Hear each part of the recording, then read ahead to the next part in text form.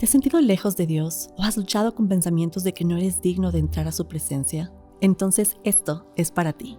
Hola, First Love. Bienvenido a tu devocional semanal, donde estamos en este recorrido apasionante de enamorarnos de Jesús, de conocer a profundidad el corazón del Padre Dios y descubrir quiénes somos nosotros en Él. Sabes, yo también he luchado con esos pensamientos que me dicen que no soy digna de entrar a la presencia de Dios. Y lo hice por muchos años. De hecho, había momentos en que luchaba en el tiempo de adoración de mi iglesia o en casa, y por los primeros 20 minutos estaba tratando de batallar con este sentir de que no era digna, que no era suficiente, que no había sido lo suficientemente exitosa como cristiana o como líder para tener esta intimidad con el Padre. Hasta que tuve una revelación completa de la justificación que nos es dada a través del sacrificio de Jesús en la cruz y de la naturaleza y el estatus que recibimos frente al Padre en base a ello. Y es que en Cristo hemos sido hechos hijos, amados y aprobados en el Espíritu. ¿Qué es quiénes somos realmente? Pues como habíamos dicho antes,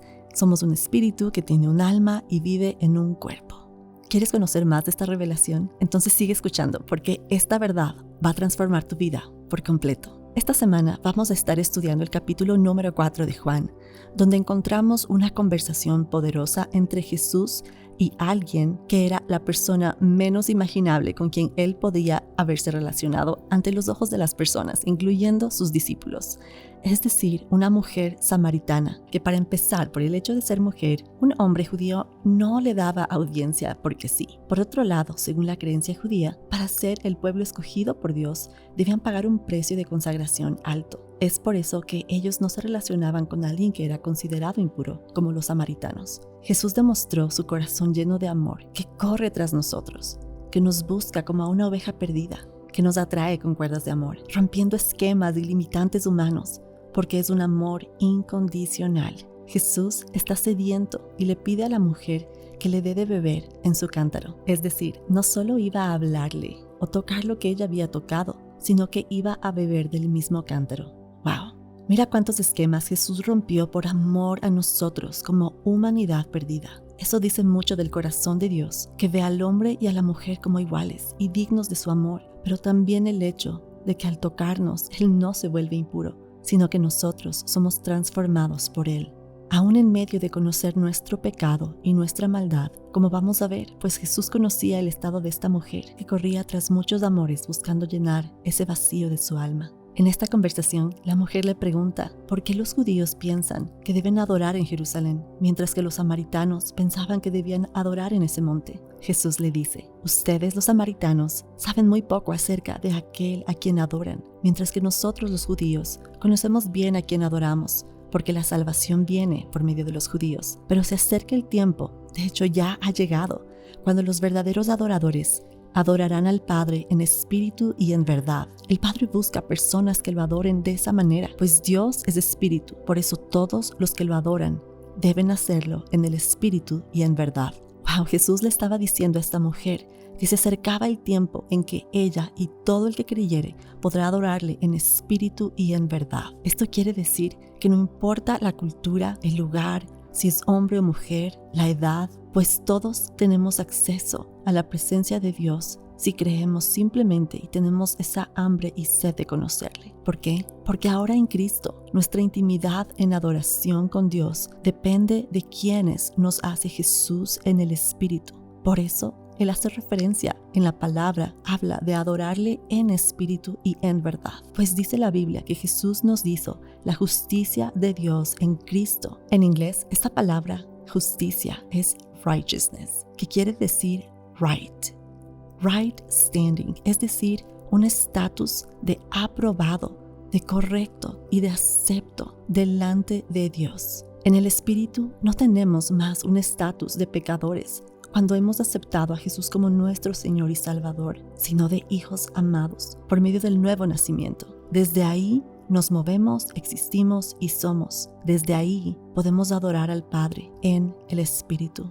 Eso quiere decir que si tu identidad viene de ahí y no de la carne, cuando te miras de esa forma, tu alma y tu carne se van a alinear a esa naturaleza y vas a ver frutos de justicia, de santidad en tu vida. No caminamos en santidad para ser salvos o aprobados. sino por cuanto hemos sido hechos salvos y aprobados a través de Cristo, podemos caminar en esa santidad. Esta es una verdad poderosa y es así como Jesús quiere que le adoremos, a través de quienes somos en el Espíritu y de la posición que tenemos en Él, es decir, desde nuestro estado o estatus de aprobación en Él, de la naturaleza que tenemos, es decir, esta nueva creación y esta identidad que nos permite acercarnos confiadamente al trono de la gracia.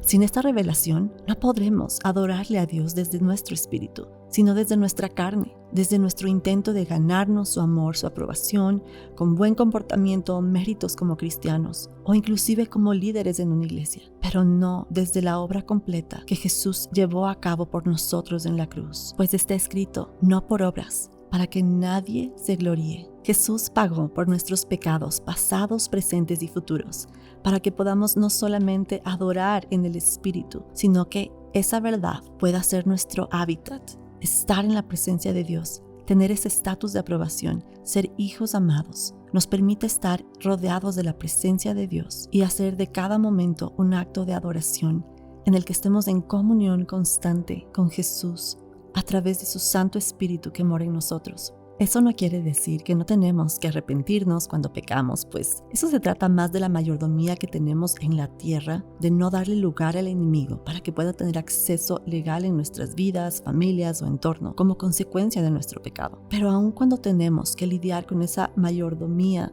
en la tierra, en nuestro espíritu, nuestra posición de hijos está basada completamente en la obra de Jesús en la cruz y no en nuestras obras. Así que esa es la razón por la cual Jesús vino a la tierra y no nos dejó solo con 10 mandamientos, pero vino a darnos una naturaleza de hijos, un estatus de aprobado frente al Padre y acceso a su presencia, por quienes somos nosotros en el Espíritu, por quien Él nos ha hecho. Así que alábale y haz de cada momento de tu vida un acto de intimidad dedicado a Él, que ese se vuelva tu hábitat, la presencia y el amor de Dios que respiras de día y de noche. Es así como avivaremos juntos el fuego de nuestro primer amor. Así que leamos juntos la palabra en Juan capítulo 4, que dice: Jesús sabía que los fariseos se habían enterado de que él hacía y bautizaba más discípulos que Juan, aunque no era Jesús mismo quien los bautizaba, sino sus discípulos. Así que se fue de Judea y volvió a Galilea. En el camino tenía que pasar por Samaria. Entonces llegó a una aldea samaritana llamada Sicar, cerca del campo que Jacob le dio a su hijo José. Allí estaba el pozo de Jacob, y Jesús, cansado por la larga caminata, se sentó junto al pozo cerca del mediodía. Poco después llegó una mujer samaritana a sacar agua, y Jesús le dijo: «Por favor, dame un poco de agua para beber». Él estaba solo en ese momento porque sus discípulos habían ido a la aldea a comprar algo de comer. La mujer se sorprendió, ya que los judíos rechazan todo trato con los samaritanos. Entonces le dijo a Jesús: «Usted es judío y yo soy una mujer samaritana. ¿Por qué me pide agua para beber?». Jesús contestó: «Si tan solo supieras el regalo que Dios tiene para ti y con quién estás hablando, tú me pedirías a mí y yo te daría agua viva». «Pero Señor, usted no tiene ni una soga ni un balde», le dijo ella. «Y este pozo es muy profundo. ¿De dónde va a sacar esa agua viva? Además, ¿se cree usted superior a nuestro antepasado Jacob, quien nos dio este pozo? ¿Cómo puede usted ofrecer mejor agua que la que disfrutaron él y sus hijos y sus animales?».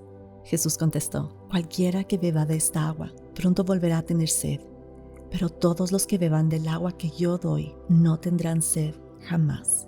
Esa agua se convierte en un manantial que brota con frescura dentro de ellos y les da vida eterna». «Por favor, Señor», le dijo la mujer, «deme de esa agua.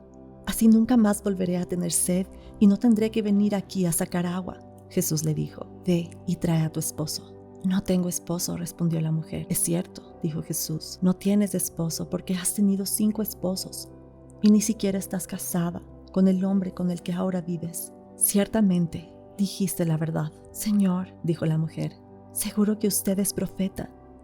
Así que dígame, ¿por qué ustedes los judíos insisten en que Jerusalén es el único lugar donde se debe adorar, mientras que nosotros los samaritanos afirmamos que es aquí en el monte Gerizim, donde adoraron nuestros antepasados?» Jesús le contestó: Créeme, querida mujer, que se acerca el tiempo en que no tendrá importancia si se adora al Padre en este monte o en Jerusalén. Ustedes, los samaritanos, saben muy poco acerca de aquel a quien adoran, mientras que nosotros, los judíos, conocemos bien a quien adoramos, porque la salvación viene por medio de los judíos. Pero se acerca el tiempo, de hecho ya ha llegado, cuando los verdaderos adoradores adorarán al Padre en espíritu y en verdad. El Padre busca personas que lo adoren de esa manera, pues Dios es espíritu.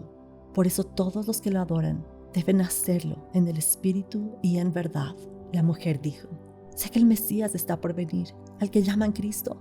Cuando Él venga nos explicará todas las cosas. Entonces Jesús le dijo: yo soy el Mesías. Justo en ese momento volvieron sus discípulos.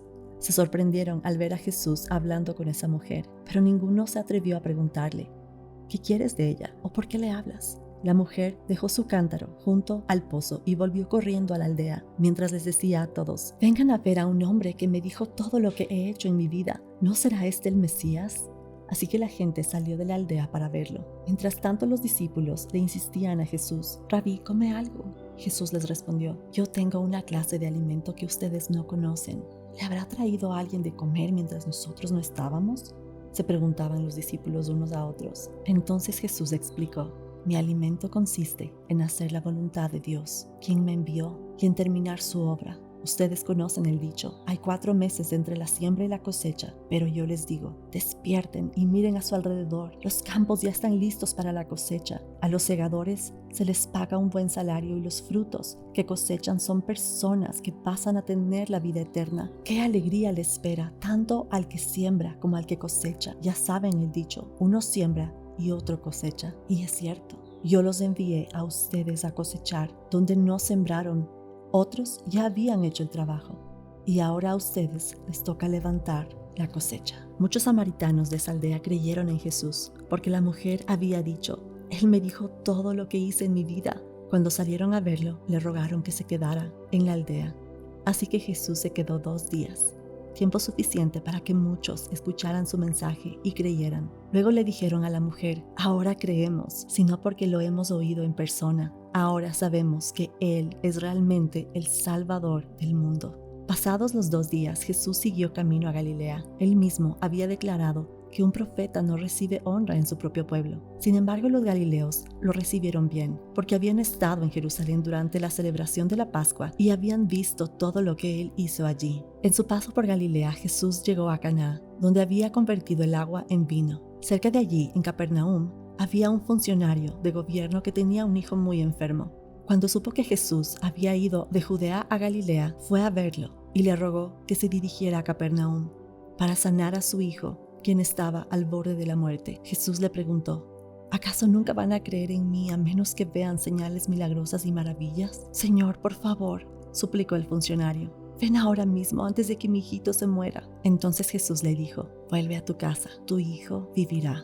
Y el hombre creyó lo que Jesús le dijo y emprendió el regreso a su casa. Mientras el funcionario iba en camino, algunos de sus sirvientes salieron a su encuentro con la noticia de que su hijo estaba vivo y sano. Él les preguntó: ¿a qué hora el niño había comenzado a mejorar? Y ellos le contestaron: ayer a la 1 de la tarde, la fiebre de pronto se le fue. Entonces el padre se dio cuenta de que la sanidad había ocurrido en el mismo instante en que Jesús le había dicho: tu hijo vivirá. Y tanto él como todos los de su casa creyeron en Jesús. Esa fue la segunda señal milagrosa que hizo Jesús en Galilea al volver a Judea. ¡Wow! ¡Qué verdad tan poderosa! Gracias por acompañarnos esta semana, First Love Fam. Recuerda que nuestro estatus de aprobación frente al Padre es en base a la obra completa de Jesús en la cruz. Recuerda que podemos ir confiadamente al trono de su gracia, adorarle en espíritu y en verdad. Te esperamos la próxima semana para seguir avivando juntos el fuego de nuestro primer amor.